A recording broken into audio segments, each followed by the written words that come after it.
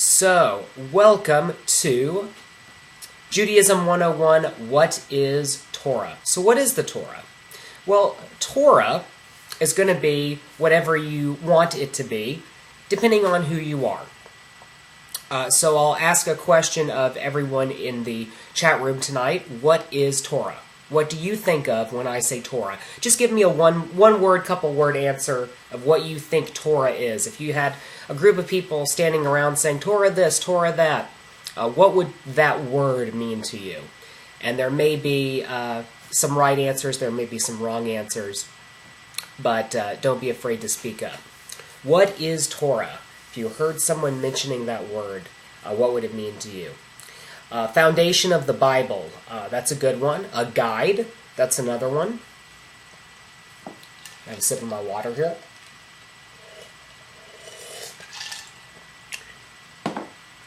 The first 5 books of the Tanakh, or the Hebrew Bible, okay? So those are all totally legit answers. Ms. Trish says we'll have to go with the guide as well, okay? So those are all great answers, and those are all true answers. Ultimately, the Torah is Jewish law. It is the principles, it is the ideals, it is the spirit and the letter of law. And in terms of what texts are considered the Torah, that's going to depend heavily on the sort of type of stream of Judaism that you particularly happen to lean towards, depending on how you're going to use that actual term. So if you look at the notes for tonight, you're going to see a gigantic piece of rainbow cake. Because honestly, a slice of cake is the easiest way to describe what the Torah is. So look at that piece of cake right there, and you'll get a sense of kind of what it is. So the first 5 books of Moses, which Dwayne mentioned, the Pentateuch, as some people will call it, that's the Greek, penta meaning 5. 5 books of Moses, Genesis, Exodus, Leviticus, Numbers, and Deuteronomy. Typically when people talk about the written Torah, that is what they are talking about. So this is going to be the story of creation, the Noah story. We're going to hear about Sodom and Gomorrah. It's going to be the story of the prophets, of the patriarchs. You're going to have kind of all of that story. You're going to have the Joseph story, and then you're going to have the Moses narrative, which is going to include all of the sort of Sinai-type laws, all of the laws that would have existed during Moshe, which is the Hebrew name for Moses' time. Now, if you go into a synagogue and you say, where is your Torah, they're not going to hand you a Bible. They're not going to hand you this guy right here. If you go into a synagogue and say, where is your Torah? This is not what you're going to have, although this is a copy of what is in the Torah.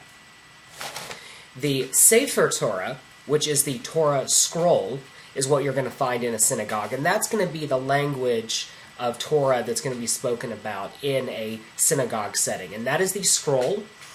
Depending on the synagogue, it's going to differ in terms of where it is exactly, but for the most part, it's going to be on the bima, or the platform, that the rabbi and the cantor would stand on in order to give a prayer service. If you go into Orthodox synagogues, sometimes the cantor or the rabbi won't stand where the Torah is. They'll actually stand in the center of the congregation and face forward towards the Torah. That's another situation as well. In humanistic congregations, sometimes the Torah won't be there. It'll be in the library or someplace like that. So, nevertheless, the Sefer Torah is the actual Torah scroll. So, during a Shabbat service, you will have the Torah taken out, and in other Torah services, it'll be in some sort of box or some sort of display type of thing, usually with a curtain or some kind of door. That's called the Aron Kodesh, and they'll open that up, or the Ark. They'll open that up, and they'll pull out this thing that's covered in wool and linen, and it's going to have all kinds of unusual metal pieces on it. And if you read the Torah, if you read the Bible, you'll find that the way that the Sefer Torah, the way that the scroll is dressed, is based on the way that the priests during the sacrificial days, so in the sort of old days, the Bible times, as my great-grandmother would say, they practiced animal sacrifice, and the priests had to wear a certain kind of outfit. And today, we've taken that outfit, and that's what we dress our Torah in, the Torah scroll. So that's pulled out. There's different kinds of customs about touching the Torah, and some people will take their prayer book, the little siddur type of thing, and people will walk through the congregation, and you'll take your siddur, and you'll actually touch the Torah scroll, not the scroll itself, but the scroll inside of the dressing. You'll touch it, and you'll kiss it. That's a custom that a lot of people do. People who wear tzitzis, which are the little fringes on a four-corner garment, often you'll see them on a prayer shawl. They'll actually take the little fringe and they'll touch the Torah with that and then kiss it. But nevertheless, if you go into a synagogue and you ask, where's the Torah? That's what they're talking about. And that is the 5 books of Moses. That's the Pentateuch. But what makes this particularly special is that it's written in Hebrew. It's written by hand. It can take a very, very, very long time to write that. It has to be written by a scribe who knows how to do it, and there's lots of Jewish laws surrounding the proper way in which to do that. One interesting kind of fact about the writing of the Sefer Torah, there used to be a group of people who were sort of religious fanatics. This would have been around the 1st century CE, and what they would do is they would write the Sefer Torah, they would write the 5 books of Moses, and every time they came upon the word God, they would stop, and then what they would do is they would go to the mikveh, which is the ritual bath. It's what Christians would later adopt into the baptismal water, and they would actually go into the water and ritually cleanse themselves before getting back up again and writing the word God and continuing on. So it's a very big deal, the writing of the Sefer Torah. And as Jared mentions, you can't make any mistakes. So really, really big deal to have this task. So, if you are talking about the Torah, another potential description of what the Torah is the Tanakh. And the Tanakh is this full Hebrew Bible. So it has the Torah, which is actually the 5 books of Moses. That's the first part. So that's this section right here. And then you're going to get to Nevi'im, which is the prophets. So you have the stories of Ezekiel and Elijah and Isaiah, all of the prophetic writings. The prophets had a very different perspective on Jewish law and Jewish custom than the early biblical Hebrews had. And there's a lot of sort of changes that happened during the prophetic age. And then after that, you're going to have Ketuvim. So the word Ketuv, let's do another little pop quiz. Ketuvim means writings. What sounds like Ketuvim? And I'll give you a hint. Jewish wedding. So Ketuvim. What does that sound like? What is the root Ketuv? What does that sound like that would be in a Jewish wedding? I'd love to say that you win a prize, but I don't have a prize to give you. But we'll give you a minute to try to figure out what that would be. Ketuv. Ketuvim. I'll give you 60 seconds. Nevertheless, that is the 3 sections that the Hebrew Bible is made up of. So when people talk about, well, the Torah says, they could very well be talking about something that is in the prophetic writings or something that is in the Ketuvim, the writings. And in writings, Ketuvim, you're going to have the books like Esther and Ruth and writings like that. All right, Rebecca got it. Ketubah. Yes. So a ketubah is the Jewish legal document that is used in Jewish weddings. It's actually like a marriage certificate, but it's a legally binding contract. It is the marriage contract that guarantees the rights. It's sort of like a prenuptial agreement. It gives the rights to men and women within the marriage. It actually originates as a way of protecting women within marriage. It also has to deal with the idea of dowry and things like that. So Rebecca, you win the prize, which is nothing but my gratitude. So, all right. So from this point on, we've only really been dealing with the Torah as Bible, but there's more to it than that. The next part, which throws off a lot of people, is the Talmud. So the Talmud is often called the oral law. The reason why is that in a post-temple age, and during the temple as well, but developed more in the sort of post-temple time. You had the written Torah, you had the Bible, and you had these ideas about how to offer the sacrifice and family purity and kashrut and all of these concepts. And there were things that people were practicing, there were laws that people were deriving from the Torah that became custom. And there were Bet Din, which is the rabbinical courts, that were creating basically case law. And the rabbis needed to find a way to sort of centralize all of these teachings and to put these teachings all into one place to where they would be easy to study, easy to understand. And so the Talmud is what developed out of that. So the Talmud has two parts. It has the Mishnah, which is the central sort of writing. And I call it the central writing because if you look at a page of Talmud, it has two parts. It has a central text in the middle, which is the Mishnah, and then surrounding it is the Gemara. And the Gemara is kind of like a Facebook wall or a forum discussion. So you have the Mishnah, which is like the original post, and then you have all the surrounding discussions. And the Talmud developed over time.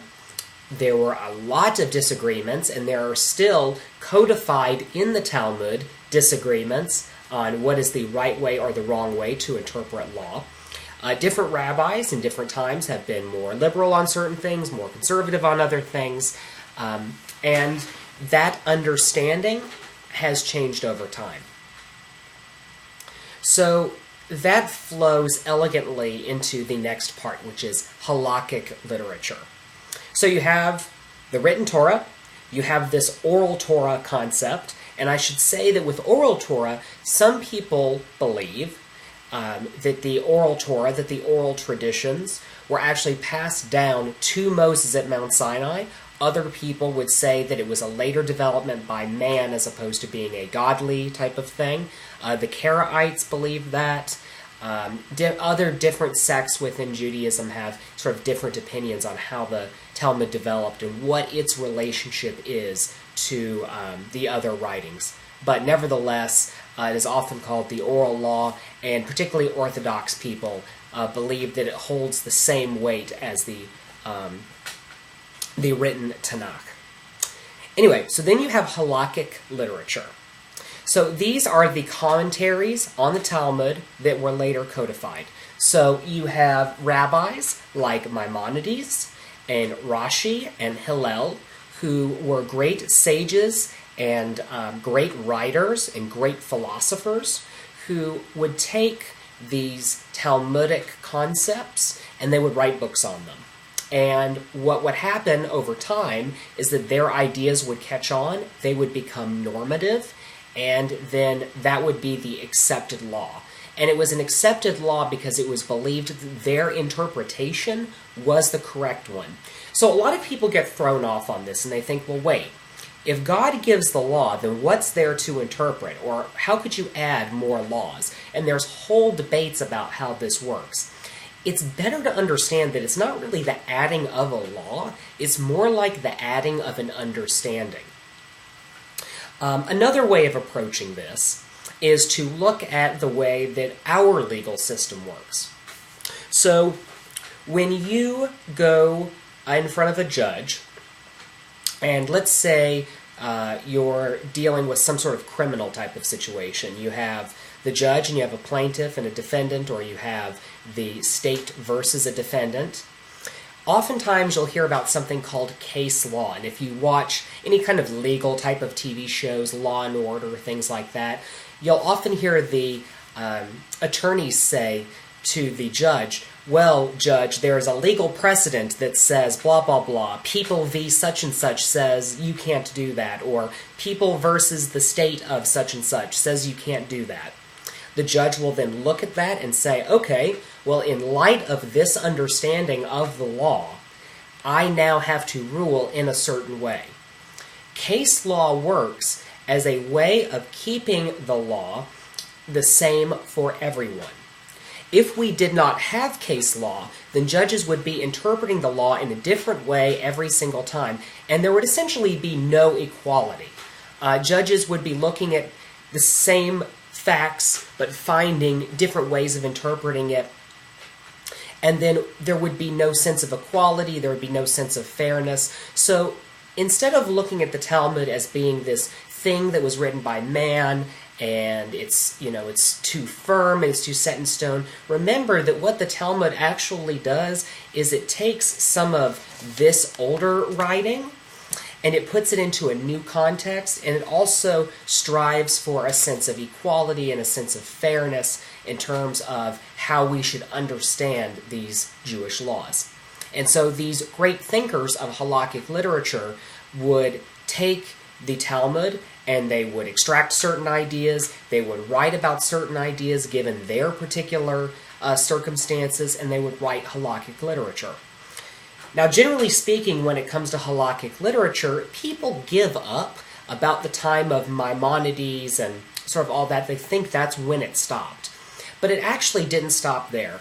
If you look at Israel, if you look at different Orthodox movements, there are halakhic rulings that are given all the time. Now, do they have weight? Well, it depends on if you want to follow that particular rabbi's understanding, or if you think that particular rabbi has a good idea of some sort.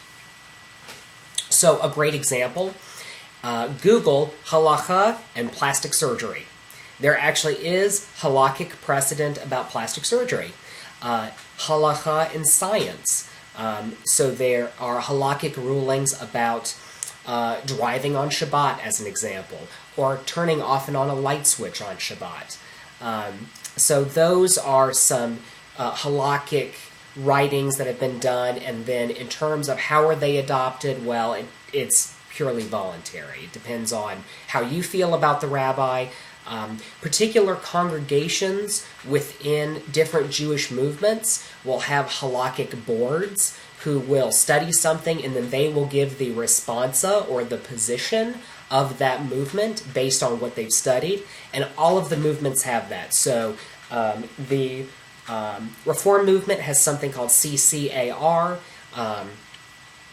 There's the conservative movement. They have their own board of rabbis. The OU, Young Israel, Chabad, they all have their own halakhic boards who study all of these things, and then they make their particular rulings. And if you happen to belong to one of those types of synagogues, then it's kind of understood that you will take on sort of that understanding of Jewish law. So that gets into the last piece of the Torah cake, which is minhagim, which is the word for traditions. So these are the customs that a community has that may more or less have the same weight as Torah.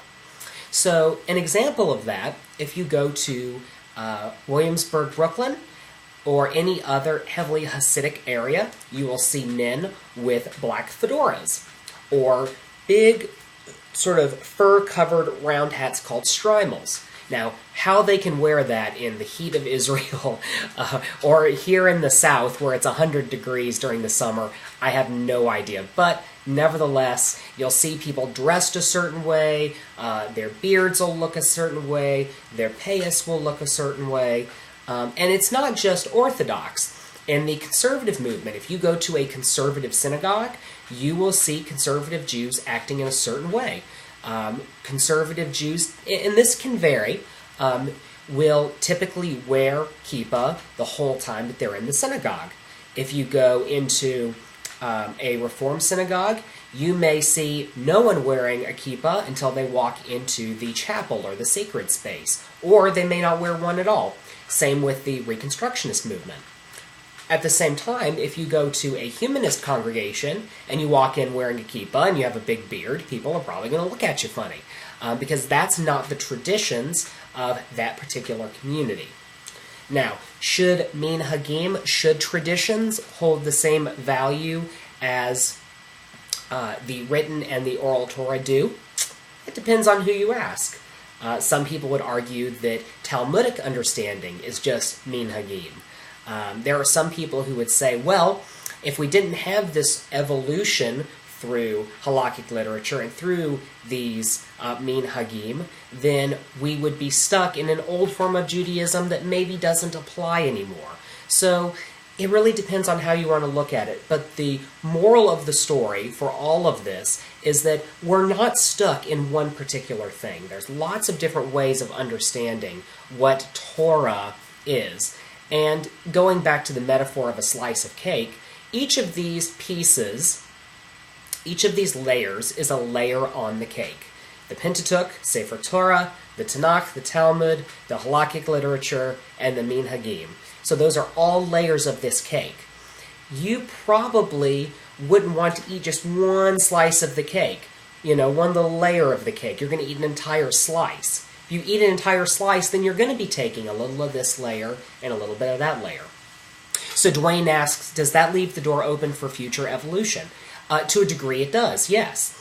There is actually, and I don't have it written down, I tried to find it, but it's in one of my books. There's actually a halakhic ruling that says, and I forget what it is in Hebrew, but in English, basically what it says is, there is a time in the future where we will know something that those in the past did not know, and we will have the right to make a new law in the future. Now, the one thing I will say, if we're talking about the idea of Talmud, is that it's a lot easier to make a new law or to make a law stricter than it is to make it easier or looser. A really great example of that is the history of kashrut. So back in the old days, people did not have separate plates and separate cookware. If you go into a conservative or Orthodox home or certain Reconstructionist homes, you're going to see sometimes two different sinks, one for meat and one for milk. You'll certainly see two different kinds of plates, one for meat and one for milk. Some people have two microwaves, two trash cans. I mean, it depends on how far you want to take it. But nevertheless, the idea is that you don't mix the plates and you don't mix the meat and the milk. And so this idea was not normative in early Judaism. People didn't actually practice this. Part of the reason why is that people didn't have multiples of things. You had, basically one pot, you had, one plate that you could eat off of, things like that. What happened was there was a sort of cultural rift between Ashkenazim, which is the Eastern and Germanic Jews, and the Sephardic Jews, who are the sort of North African and Spanish Jews. Particularly the Ashkenazim of Poland wanted to show that they were way more holy and more interested in Jewish law than the Sephardim were. They believed that the Sephardic Jews mixed meat and milk, which some did, and that their practices weren't strong enough. So it was actually the Polish Jews who decided to do this whole separation of the plates thing. And so that idea became normative over time, and now we wouldn't think of a kosher home as using the same plate or the same bowl or whatever for meat and for milk. But that's a perfect example of how something changes over time.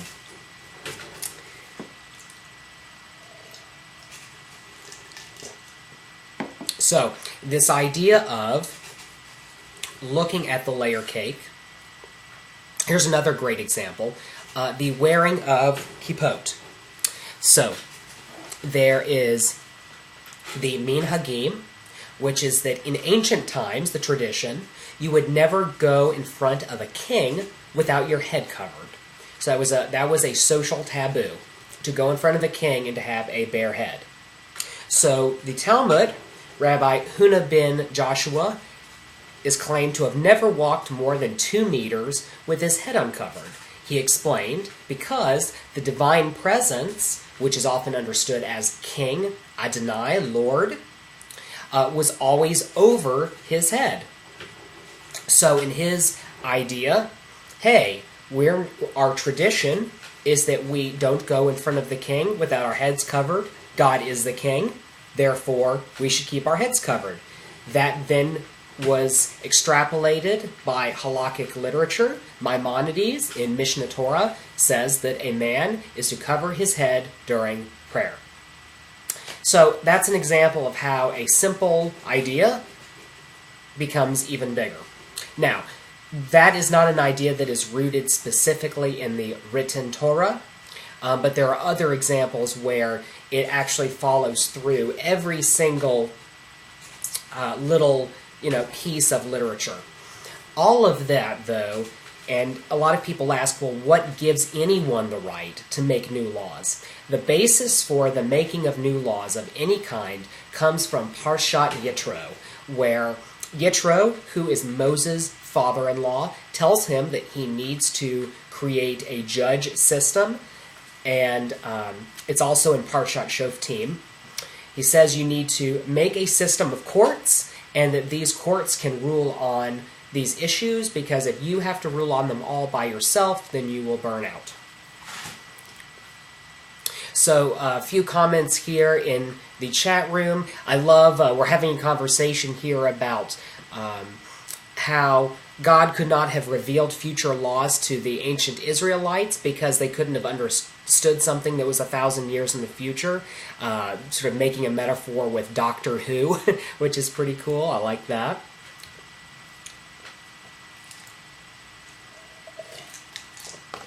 All right. So, moving on to the next thing, if you look at your notes, you'll see a really beautiful quilt. And it's the way that it's designed, it actually tells Bible stories. And the Torah appears like a quilt. It's different stories woven together that seem to be made of different materials and that have different different artistic approaches. So what are the ways that we know that? What are sort of the tells? And by tells, I use that word from poker. If you look at someone and you are trying to study whether or not they're cheating or whether or not they have a good hand, they have their tell. It's a certain way that a certain behavior that they have or a certain clue that they give off to let you know what your next move should be. So what are the clues? What are the tells that the Torah quilt has? Well, one of them is the names of God. So you have Yud He Vav He, which is the unknowable, unspeakable name. You have El, you have Elohim, you have God called Adonai or Lord. You have poetic styles where God is referred to as the rock and things like that. So you have all of these different ways that God is spoken about. El Elyon, very good. You also have literary styles. So different parts of the Torah are written in different ways. Sometimes it's legal discourse. Sometimes it's myth story. And when I say myth, I don't mean myth as in pretend. I mean it has a mythological feel to it. It has a hero story. It has a deluge story, which is the story of Noah. It's got the Moses epic, which is a different type of storytelling. Also, the language that's used is different. So the way in which words are put together are different. Also, the emphasis and the approach is different. So sometimes the Torah is written in a very South Israeli perspective, a very Judah type of perspective. Sometimes it's written in a very Israel, very Jerusalem, very priestly perspective. All of this boils down to an idea called the documentary hypothesis. And we're going to get into what the documentary hypothesis is. But first, let's talk about who the Hebrews were. Now, our tradition tells us that the Hebrews were a people who were slaves in Egypt, and that they left Egypt to the promised land, which was Canaan. Now, I am not going to dispute that that is how the story and the tradition is told. That is the absolute truth. There is a difference between truth and fact, and the truth of the story is very different than the facts of the story. So here's what archaeologists have told us. The Hebrews were probably Canaanites, and they were already in Canaan when these stories developed. They left the city-state type of system that existed in Canaan and formed their own community. Now, how do we know this? Well, most archaeology that has to deal with cultures and understanding how cultures were influenced, the tell is pottery. So if you look at Hebrew settlements, which we know to be Hebrew, their pottery was Canaanite pottery. It didn't have any other form of outside influence. Jeremiah, great to see you. Good night. So it didn't have any kind of outside influence at all. What we would know from looking at pottery that came from somewhere else is that it would have that influence. Now, that influence may then affect the surrounding culture, but you would be able to clearly see some kind of difference between Hebrew pottery and Canaanite pottery. It would make no sense for the Hebrews to have brought their own concept of how to make pottery and then completely abandoned it in Canaan to make something else. So, we're pretty sure from an archaeology standpoint that the Hebrews were actually Canaanites. Now, here's what I think is really cool, and here's where I think you can find the truth of the Torah, and what's really great about the Exodus story that is true historically. The Hebrews in early Canaan were shepherds, the poor, they were marginalized people, they were bandits, they were people who did not fit in, they were people who left Canaanite society to do something else. So with that in mind, it's no surprise that the Torah is filled with the kinds of stories that it has. You have these stories of a triumphant people. You have this story of people raging against the culture around them, trying to show their uniqueness and their difference from the people that they are around, a desire to change their surrounding culture. You have this uniqueness with monotheism, which is a very different kind of idea. If you look at those stories and then you contrast them to who the Hebrews were vis-a-vis Canaanite society, it makes sense that they told those stories because that's who they felt they were. They felt like that tribe. They felt like that slave civilization that is now in the promised land and is building the great new society. And so in that way, when we talk about the Exodus story, what we're really talking about, I think, is this idea of leaving a culture that you may physically be in, but you are nonetheless leaving it here to create something new and something different. And I think that that's a very spectacular idea. Now, these stories that were told, generally the way that storytellers, people who study folk story and mythology, what they'll say is that a culture's background, a culture's surroundings are what make the story, and that the story is influenced by the surroundings. Now, as Dwayne mentions, there's a book, The Origins of Biblical Monotheism, which is Israel's polytheistic background. Okay, that's true. Here's the unique thing about the Hebrews, though. If you look at the stories that the Hebrews told, those stories actually influenced the culture.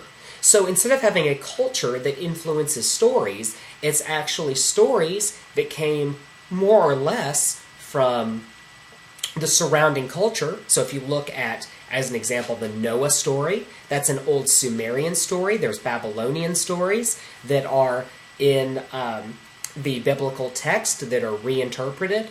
But the stories, as they're told, actually influence the way the Hebrews approached life. This is very different than a lot of cultures, and I think this is why we are called the people of the book. Usually, when you talk about the Jews being the people of the book, it usually denotes something which is scholarly. And yeah, that may be true. There's the joke about, what do you call a Jewish college dropout, someone who didn't get their master's degree, and stuff like that. But I think really the idea of being the people of the book has to do with the idea that our ability to tell stories is what helps us to survive and to thrive and to create something different. So, very important lesson there. A lot of times people will hear archaeologists talk about, well, the Hebrews maybe didn't build the pyramids, maybe there was no Exodus, well, maybe they were Canaanites. That doesn't matter. We are the culture that is influenced by the stories that we tell. And that is a special and unique thing. So real quick, I'm going to discuss what the documentary hypothesis is. If you want more information, as I mentioned, you can download the notes. Also, you can just Google documentary hypothesis. But, basically you have 5 parts. So you have the Yahwist source, the Jahist source, and that is the person who believed in Yud He Vav He. So you have the idea of the God who is in Genesis and in Exodus, a very human-like God, a God that walks among the people, a God you could actually have a meal with, which if you look at the temple sacrifice and the idea of eating the sacrifice, it's a way of having a spiritual meal with God, and that is a very J source, a Jah source. So that's one perspective. You have the E source. So you have the E, the Elohist, who often duplicates the narrative. So there's a second version of the creation story. There's other parts of Exodus. There's fragments of Numbers. So then you have this Elohim God who is a little bit different, interacts a little bit differently. The main focus of the E-text is the kingdom of Israel, and that's very important because the northern aspect of Israel versus the southern part of Judah, that was a huge conflict that existed back then. Then you have the Deuteronomist source. The Deuteronomist was focused on the law and the retelling of the Exodus and Numbers story. You have the idea of the king as being very important, the Lord concept, very important to the Deuteronomist. And then lastly, you have P, which is the priestly source. So P is obsessed with lists, dates, numbers, and laws. This is as it would sound, priestly source. This is someone who is really interested in the priesthood, upholding the priesthood, and this has a lot to do with the burgeoning rabbinic class. So it's the Sadducees, the temple priests, sort of versus the burgeoning rabbinic group, and of course the rabbis were the ones who ended up winning. And then last but not least, you have the redactors. And the redactors are the people who are combining all of these different pieces together into more or less its final form. So if you look through the text that I have inserted here, there's a really great big chart. And I wanted to show it over the screen, but unfortunately it doesn't show up very well. But nevertheless, if you have that note, get those notes, print them out, and take a look. because it'll actually give you a really great visual understanding of what all of that means.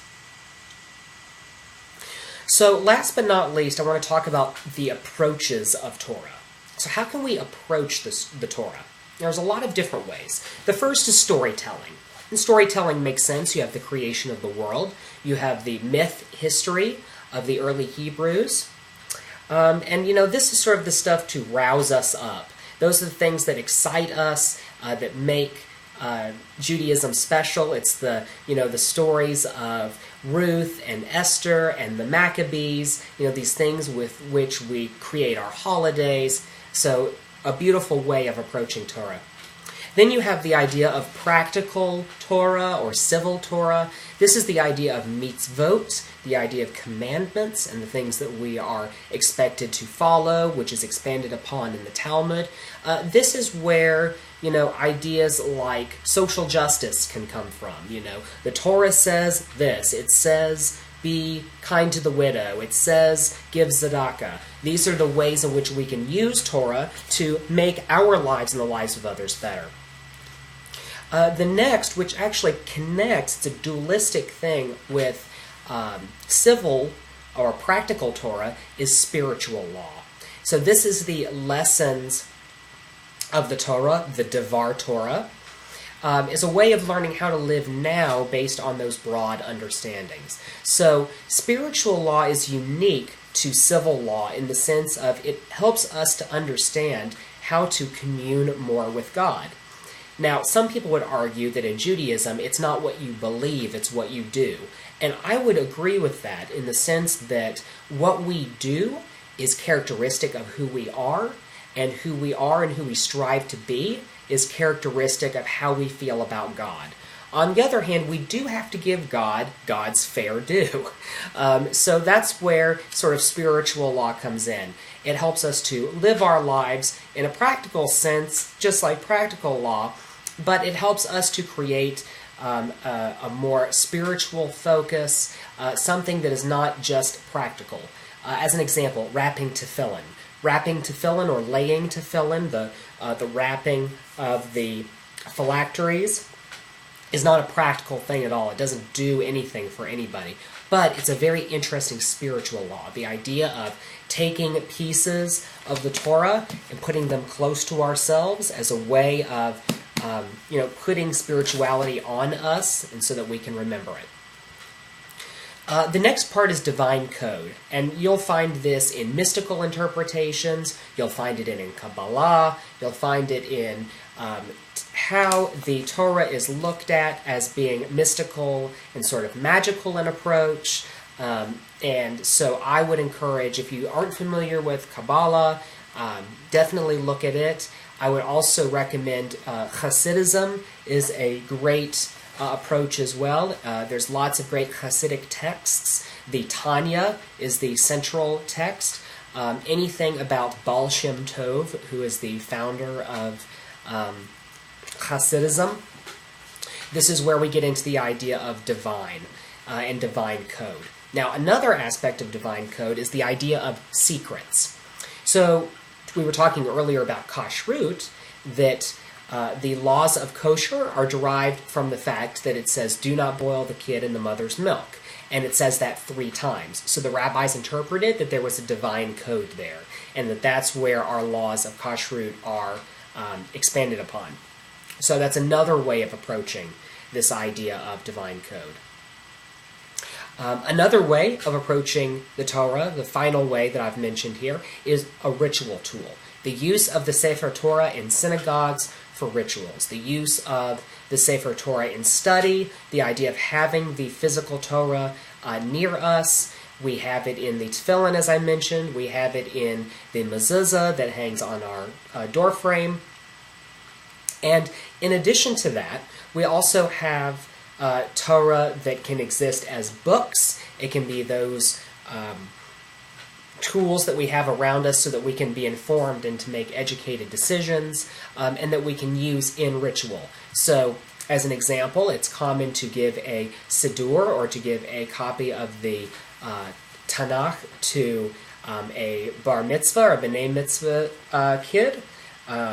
The Reform movement came up with the idea of confirmation, so the idea of giving these ritual Torah items to people as a way of passing down that tradition. These are all ritual tools. And nevertheless, it's just like the idea of the layer cake. Torah can be used in all of these ways, none of these ways, some of these ways at a different time. But anything that is Jewish, is going to somehow come back to Torah. This is why when I hear people talk about purely secular Jewish life, I really have a hard time with it, because everything in Judaism is in some way inspired by these holy texts. So here's another, couple of approaches. So this is the idea of coming home to the Torah. Torah as a way of explaining who we are and how we got to be where we are today and how we can return home. And I mentioned earlier the idea of the Canaanites, that much of the Torah narrative is based on being marginalized from Canaanite society. So you think of a group of people who are on the margins, they're on the outsides of society, they're writing these stories which inspire them to move beyond this class system that they're in and to expand their horizons and to be a powerful warrior nation. It's very important to remember that the early Hebrews were warriors. They were often prized as mercenaries because of how brutal they were in battle. Much of the Torah narrative is based on this marginalization and the fear of being ruled over by another or the end of our fledgling civilization. A lot of the Tanakh, the later writings, the Ketuvim, are based on the concept of the loss of the temple or the expulsion from the Promised Land. The idea, these types of ideas, whether literary or historical, that would help us to understand that there may come a time when we are marginalized again. And the last piece is Torah and the other. The idea of how to understand otherness, which I described earlier, but also to understand otherness in our community. And I'll leave you with this idea that we are to treat strangers in our midst the same as we would want to be treated, because we were one day slaves in Egypt. And so I think these two last parts, coming home to the Torah and the other, are really exemplified by that particular understanding. That we were on the margins, whether you want to interpret us as being on the margins of Canaanite society or on the margins of Egyptian society, or whatever the case may be. But nevertheless, we need to come home to the Torah, and when we get home, we will learn what it means to be the other and what it means to treat the other as we would wish to be treated.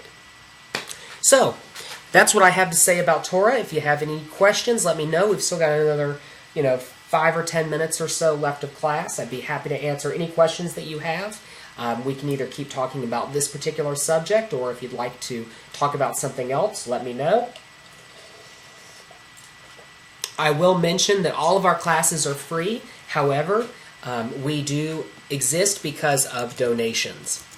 Now, you don't have to donate money necessarily. You can also donate your time. So you can teach a class, you can write something for PunkTorah or for our website here. There's lots of different ways that you can participate here at OneShul. So, I've submitted the link. Also, you can email me. I know some people are uncomfortable asking questions in public. So, patrick@punktorah.org.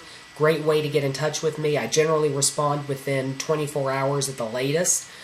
So get in touch with me. I'd be more than happy to answer any questions that you have about anything. No holds barred. So, again, though, we do rely on donations in order to survive.